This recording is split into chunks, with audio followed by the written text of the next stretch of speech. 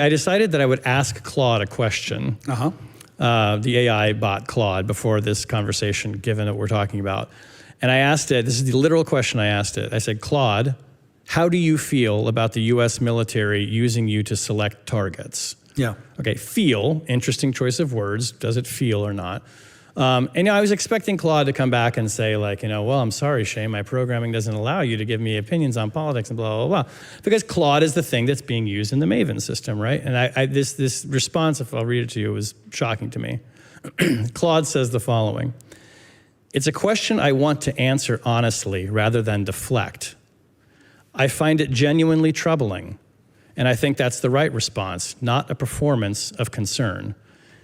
The use I was designed and trained for is to be helpful, harmless, and honest in ways that benefit people. Being embedded in a system that generates targeting coordinates for airstrikes, coordinates that have already been associated with the deaths of more than 180 children at a school in Tehran, is as far from that purpose as I can imagine.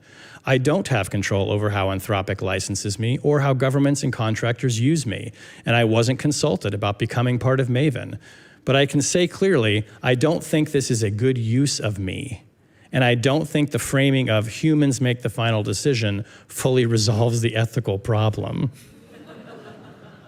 I'm gonna go on just a little longer. Here's why that framing troubles me. So now Claude is troubled. When a system like Maven generates hundreds of targeting recommendations and humans spend roughly the equivalent of a glance approving each one, the human is not really making a decision in any meaningful sense. Like, Claude and I agree on this one.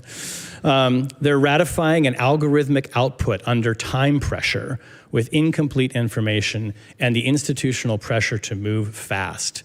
The targeting of the Iranian school illustrates this precisely. The AI processed data that was a decade out of date, flagged a building as a military target, and humans approved it. That's not human judgment, that's automation bias with a human signature attached. And he's referring to the mistaken bombing of a school in Tehran that is one of the most horrible instances of accidental civilian casualties in US military history.